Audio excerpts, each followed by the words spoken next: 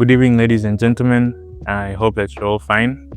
I'm actually very excited to have one of the most successful entrepreneur, one of the most successful mentors who has been able to enlighten a lot of youth in Tanzania on investing in financial markets, investing in the stock market.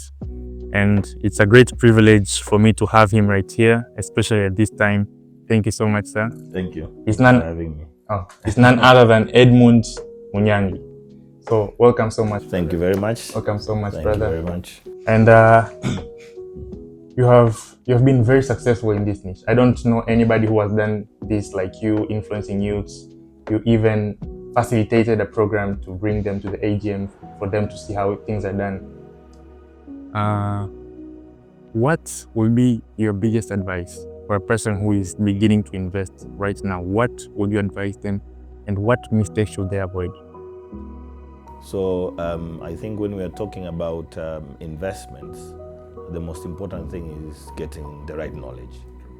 If you don't have the right knowledge, you can't make the right decisions. And when you look at how people were investing before, when you talk to the older generation, you realize that some of them, it could be most of them, they invested and that's it. They never reinvested. They never added on to their investment, at least not as frequent as one should do. Yeah, true. So, and it could be because they were just, they just got the information.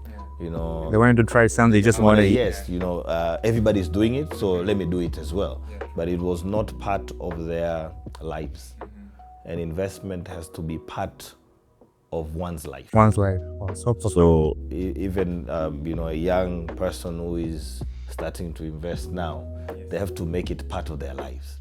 Means every day they have to follow up what is happening in the world, in the market, in the companies they're investing in the companies that they're looking to invest in. So if they're immersed into investing, then they'll be okay. They'll be okay. Because things change. Yeah. And if you're not immersed into the market, you'll get caught. True. Because when you're expecting maybe one stock that you're holding to grow, all of a sudden things change. It plummets. Yeah, and if you're not aware, the time you come to realize, you have already lost. You see, yeah. So I would say they have to make sure that they get immersed into the market, get enough information, get knowledge, also be in the right community. As you say that we came with about 20-something people. Wow. But others came from other regions. So we have maybe over 30 that are within our community. But we are planning to have more next year. Last year, I think we only came about 5 of us. But next year we want to have over 100. 100, that's so true. So before me coming here, we had a dinner, and I just wanted to learn from the first time, AGM, participants. Like, what have you learned? And one thing that I realized is that I love physical AGMs, not online. Because there's a lot to gain in the physical one than the online. Yes. Yeah, true. The people you meet, the things that you see, the feelings that you get, they're different. The concentration, you are there. Online, you will not have that concentration there. So, the other thing, I think, how important is having a mentor in investment? I think you have been a mentor, and you have mentored a lot of people, and perhaps they have not made a lot of mistakes because you have mentored them. Yes. So how do you advise a person who is starting? How important is a mentor in the investment journey? I'll answer it in 2 ways. I will change your question a little bit, but just to answer it straight, it's key. I think in business, in life, in every area of life that you want to grow, you need to have a mentor. Because I remember when I started my finance journey, I did not have mentors. So all I did was to search for information and start doing. And I was learning along the way. But when I met mentors within the stock market, for example, Mr. Busara has been, one amazing mentor for myself. And, when you have someone whom you can trust, you know that they know their stuff. Sometimes you just ask them a question and, if they answer you, you just go that direction. You just go with it. You don't ask. You don't need to ask. You just, so sometimes I would send him a message. There was one time I wanted to buy one of the stocks and I sent him a message and he said, go for it. Even I'm buying it. And he sent me a screenshot of his transaction. So what more questions am I going to ask him? You see now? Yeah. So the other thing that I wanted to add onto that, which I see and I get a lot. And you said I've been a mentor to people. Yes, I do mentor some people, but the only challenge comes to how do you find a mentor? Wow. I think that's the challenge for many people. Yeah. People come to my inbox and they say, can you be my mentor? It's tough, being a mentor is tough because, you have to input your time, your energy, your focus in guiding someone. So it's easier for somebody to mentor you when they find you in the journey. Wow. Mr. Busara found me in the journey. So it was easier for him to mentor. You just see yourself in the person. In the person. You see now, you see yourself, you are young, you see now. So you wish to help because this person is already in the journey. So one guy one time sent me a DM and he was like, okay, so I've done this analysis, and he just gave me all the numbers. Gave me all the numbers. And I was like, okay, this is super. Now it's easy to mentor that person because they are already in the journey. So if somebody is looking for a mentor, learn your stuff. You don't have to be an expert, but learn and practice. When a mentor comes, they will be happy to guide you because you're already in the journey. But when you say, oh, I don't understand investment, I don't know what to do, can you mentor me? How can I mentor? It's not easy that way, but a mentor is crucial in everything because they help you navigate challenges that, they already know, they've been through them, they understand how to go through, so for you, it saves you time. It saves you money. The energy, the risk of failures, of losing money. Exactly. So it's crucial, very crucial to have. Yeah. And I know because out of experience, you have a lot of years of experience in investing journey and in mentoring people. So, and I believe there is a Swahili saying, anasema kwamba ukiona nyani mkongwe then amekopa mishale mingi. So maybe if you don't mind telling us the one mistake that you did or the one opportunity that you missed that you regret, and how has it impacted you so that you don't repeat the same mistake, and to everybody or anybody who is aspiring to be like you in the future on that mistake and how they can avoid it. The one mistake that you regret making in the financial market. One mistake in the financial markets. So I don't know. Sometimes I don't feel like there is mistakes in a journey, especially in investments. I feel like there's lessons. You just learn the experiences. So I've collected many experiences. I think for me, as I started investing in the financial markets, I already had a background of some businesses that failed, some opportunities that I did and they didn't work out. So when I came to the financial market, because I had that, I am one person that would not go, I would not jump in the pool with both feet. I'll just put one leg first. So that has helped me. So there are some companies that I bought. I remember I bought Yetu, but I didn't put a lot of money in, because I wanted to test the chain, because I know in these markets it's easy, to wish to become successful overnight. I think that's one thing that people should really, really avoid. In the financial markets, people should think long term. They should think long term. So I'm struggling to find, the years ago, me, all of them are lessons, just more than this, just lessons. So what I can say, another way you framed it was a missed opportunity.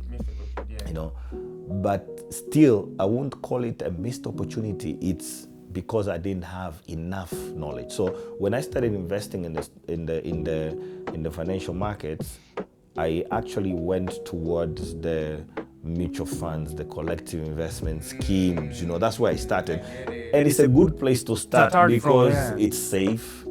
It's assured. It's free, like that. So if you're taking me back, when I started, I would wish that I had, the knowledge of the stock market earlier. I actually invested in the stock market before, back in 2008, 2009 there, but without knowledge. I just went in, I bought a company, it grew, and, it just fell overnight, to where I started. So I didn't lose my capital, I lost the gain, but that experience wasn't good for me. And I said to myself that I will never invest in the stock market until I have money to waste. That's what I said to myself, until when I met Mr. Busara, and he taught us about the stock market. And one thing that really caught my attention was the fact that you could analyze, you could analyze companies and make decisions based on that. It's science. So for me, it was like, okay, if there is a science behind, It's not theory. It's not theory. There's a part that I have to play in. Exactly. And the beauty of the world we live in today is you don't have to be the one that does the analysis. You could have other people do the analysis for you, and you just build on that. So I think having enough information early on maybe would have given me that opportunity to take advantage of the stock market. But also that's what gives me the energy and the push to be more aggressive now, because I feel like, okay, I've wasted time. I need to, make up for it. And I get this question a lot. When people see a good company and see a good opportunity, they ask me, when should I buy? Or what time should I buy? I think that's not the right question. Or how long should I wait before I buy? I think people should start early. They should buy a good company, a good opportunity, then they wait. Because that is that waiting period that will make you rich. That waiting period that will make you rich. You know why people ask you that? It's because many people have the mentality of traders.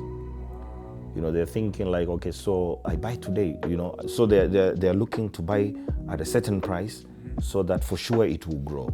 But when you look at journeys, or when you look at share prices for most of the good performing companies, you will see they're like that. But over a long period of time, they grow. So we want people to think about the stock market as a long-term investment. Actually, that's how you should think. If you don't think long-term, you're not gonna make money. You're gonna be stressed, every time chasing the price. I've seen people that bought good companies, but they sold early because they felt like they had grown. I have people that bought CRDB, for example. I think it was 300 and something, and they sold at 400.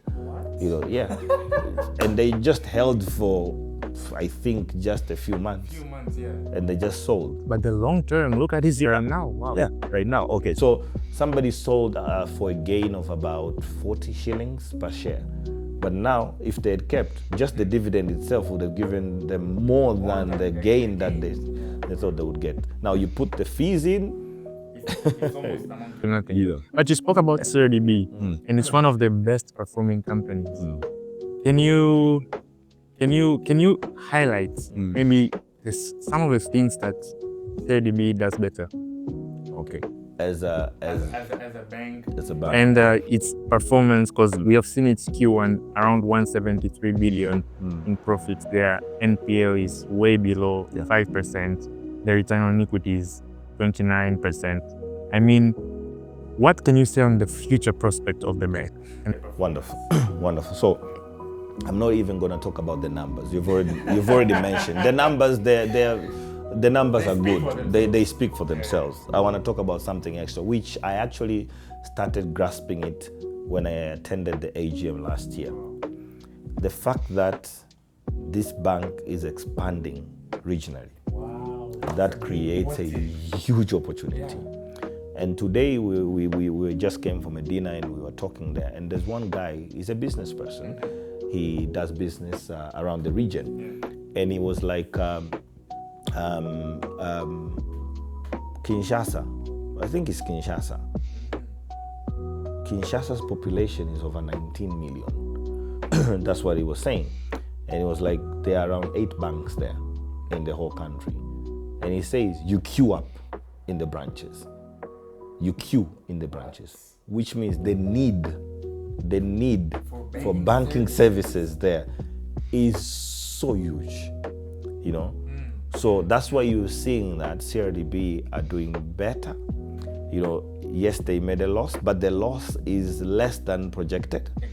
And they're gonna break even this year. You think when these guys break even, that thing will explode? That's what I saw last year, and this year it's even bigger. Now look at the Q1 results compared to the competitors. You know, so they've narrowed the gap. Now they've narrowed the gap without even countries like Congo bringing a profit. Yeah, it's still on the loss. You're still on the loss. Imagine. So imagine if Congo starts bringing profit. You know, so the future prospects are so huge. Now look at the share price, look at the dividend yield, you know, look at all that. We have a huge potential here. You know, that's why we are heavily investing in that. Now there are people that are questioning, why are you always talking about CRDB? Why are you always investing in CRDB? Because everything is positive around CRDB right now.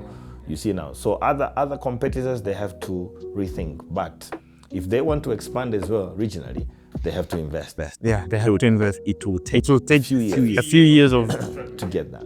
So they are ahead because they always want to be the leaders. That's what they're aspiring to be. And I think their target is not even, or their competitors, their real competitors are not even in Tanzania. I think they're thinking regional. Continent, exactly. global bank. So, you know, we have an amazing opportunity here. Wow, yeah, that is very true. And I think that's the advantage of thinking about scaling. You know, Mr. MD, Mr. Abdulmajid talked about something so profound. Yeah. About their motto for the next 5 years. It's basically evolve.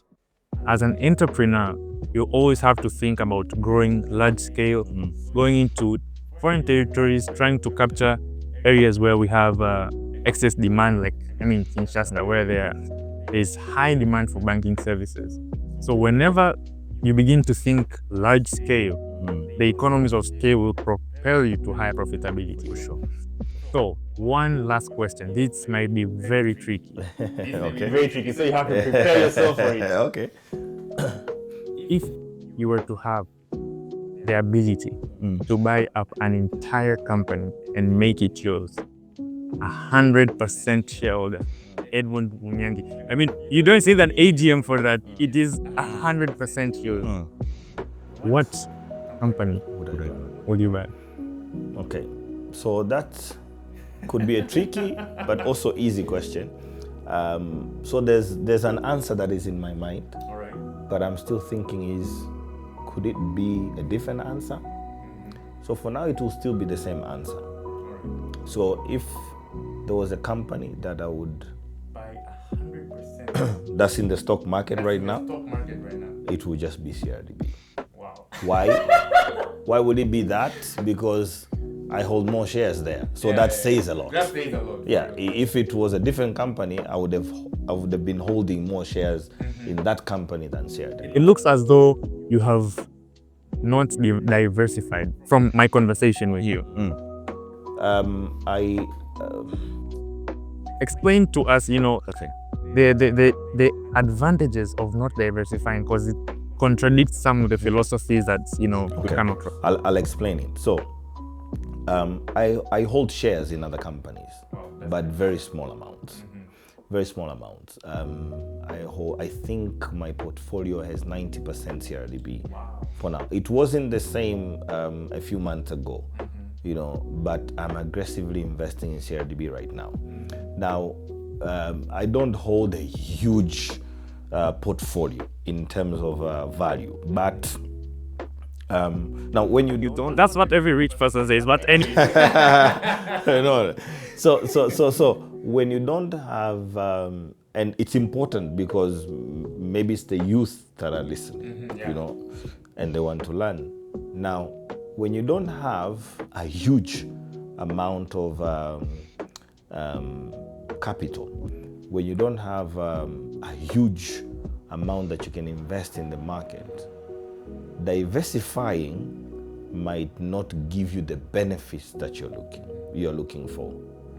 You need to choose a company that you can really focus on. You might have other companies here and there, but you should choose a company that you can really focus on, that will give you the benefits that you're looking for, until when you have a significant amount in that company, then you can start diversifying in others. Because if it's a good company, it will also be bringing a good income. Good income, for real. Yes, in terms of dividends.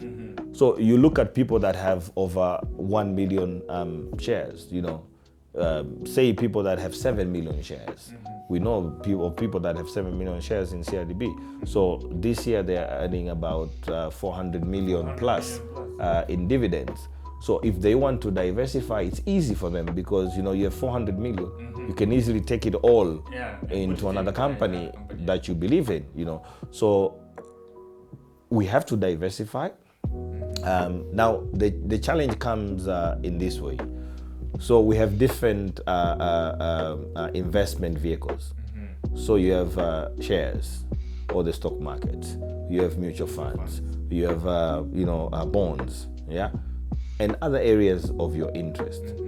So if you're diversifying, are you diversifying within the stock market, or are you outside? you see now? Yeah. So you have to diversify everywhere. So imagine if you don't have a huge amount of capital. You know, you're gonna have tiny investments that you're not gonna see. Tangible gain. Exactly. I'm telling you, and that's what one of the mistakes that many people do. They want to be here, they want to be here, they want to be there. Choose an area, focus on. So when I started, I was focusing on mutual funds. Now my focus is mainly on shares. So if you had looked at my portfolio a few years back, you would see more of mutual funds. Now, of course, in real estate a bit, but now it's shifting. I can see, because I know it, I can see it shifting. I can see the shifting towards the stock market. So that part of the pie chart is increasing. It's increasing. So nice. Yes, so you need to choose. And why there, by the way? Why there?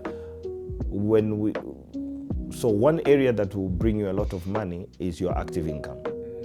You know, if you're doing a business, if you have a nice job, you know, whatever you're doing, your active income will bring you, a huge amount of money, your active income. The second part after that is the stock market. Now, the beauty of the stock market is it's passive. It's not active. So I earn while I'm just relaxing. You see now, so if you're earning money here and you want to grow, the only place you can grow is the stock market. Not in the mutual funds, not in bonds. You know, we use bonds to preserve our money for safety, but you don't want to play for safety when you want to grow, especially when you're young. For the older generation, it's okay. They may choose to play safe. But for the young, just go. Work, do business, invest in the stock market. Very little in mutual funds. You know, what you said aligns with the quotes of one of the successful fund managers. And this is why I know that you are one of the most successful investors and mentors in Tanzania. What you said aligns with what he said. He's Stanley Druckenmiller. He said something like, he doesn't put his eggs on one basket. He doesn't put his eggs across all baskets, but he takes his eggs and puts them in one basket and watches it and holds it carefully because he wants it to grow. He's focusing his attention in one direction. So I know you said I will ask you, that was the last question, but this one is the last one I asked. Okay. Well, advice you have for me, personally. First of all, I would say you are lucky because you got exposed to the information that many are wishing to have, or many missed. That's number one. So number two is use that to grow personally, but also use it to help others.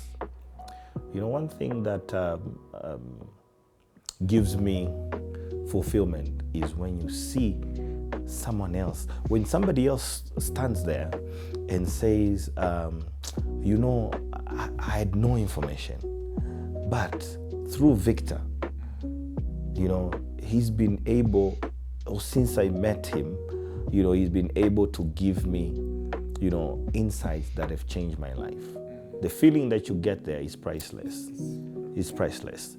And the beauty of you helping somebody else is actually it helps you more Than the person that you've helped. Exactly. Wow, that's so because before you go and transfer knowledge to someone else, you will think about it, you prepare things. There are so many things that you will think about, and they help you grow. So that's where growth happens. Exactly. You know, if you're just, you have the information, you keep it yourself, you just do it, you don't share with anybody, your growth is, you know, it's retarded. You know, it will not be as it should have been. So, you know, you have the information, share with others, help as many people as possible, you know, and we help without even thinking about the gain for us, especially monetary. But monetary will just come on its own. You touched on this issue. Let me just zone in on that issue. Would you go for, because see, people will misconcept this thing of helping because as it should be free. But more often than not, cheap is expensive. And most people shy away from paying fees, mentorship courses for things that would help them for their lifetime. They would not to make money for their lifetime, not them, but also their entire generation. So what can you tell people, based on your experience, who shy away from paying a minimal fee for experts of consultation, an hour of consultation, because the arrows that you've escaped from, all of those years of experiences, the time, the energy, I think it has to worth something. So how can you, and what can you advise a person who is shying away from mentorship because of fees? You know, sometimes we think of the money that we're going to pay, you know, the person, than the value. And when you don't realize the value of the time and you know, the experience that somebody has, you will look at the small amount of fees that you have to pay someone, and that might be the end of you. You might miss a lot of opportunities, A lot of big pictures because of that. You know? Wow. People pay a lot of money to get information, a lot of money, and you can save and earn a lot of money just if you sit with somebody.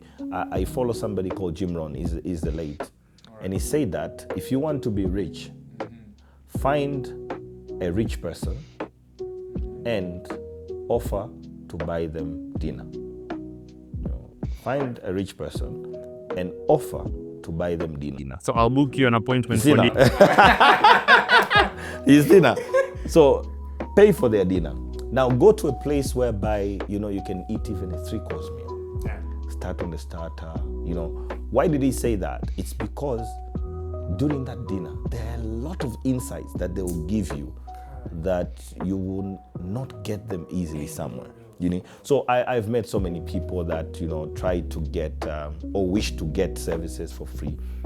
You know, even though we don't focus on money, we charge because of our time. You know, if I sit with somebody, I'm not doing something. You see now, yeah. But also on top of that, when you charge, you get people who are serious. I've done free sessions, and you know, there's a person that I did a free session for, and I gave them my book, The Richest Man in Babylon. My book, I gave them to read because they were in tough situation, financial situation. I gave them my book. They stayed with the book for months. They never read. They brought the book back. A few years later, they looked for me, I think it was sometime this year, and they're in deep financial troubles. So you can imagine, I gave them my free time and a free book, but they never changed. But if somebody pays, it shows commitment. Accountability. Yes, I can give now my commitment. And it's easy for me to help this person, even without any charge. If they ask me a question, I can easily answer because I know this is a serious person. This is a serious person that wants to change. So it's a mindset kind of a issue. So I think that's the place that we need to work on. And people change their mindset because of so many things. They could be inspired or they could be desperate, you know. But there are people that came to me. For example, I just remembered one lady. You know, she really needed my services and she was in debt. You can imagine. So charging that person was hard. So I told her that I will give you the services. It's not for free. I'll charge you in the end. You know. So I worked with her for 9 months. 9 months without her paying anything. Wow. I would use my time, my energy, and things like that. But I knew she was in a tough situation and charging her would have been tough on her. So until when she was free, that's when I charged her. You see, so you can't get something of value for free. You can't get something of value for free. The things that you know now, you've invested time. Even if it's just reading books, the number of books you've read, the number of hours you've spent reading books, analyzing things. If somebody can sit with you and ask you questions for just a few minutes, they will learn so many things that if they were to do themselves, They wouldn't have. they would actually either need money, more money than they'll pay you, and they would need a lot of time. Maybe it will take them years. Years. Yeah. What they can gain with you in 1 hour, it could take them years. So if they don't think about time, they think about money. They lose a lot of money. Yeah, they miss the bigger picture. It's Edmund. Thank you so very much for allowing us to host you and engaging in this conversation. I believe that these few minutes of insights will impact a lot of people, not only in Tanzania, but the globe. Thank you so much for your time and God. Thank you very much, also. Thank you so much, sir. Asante sana.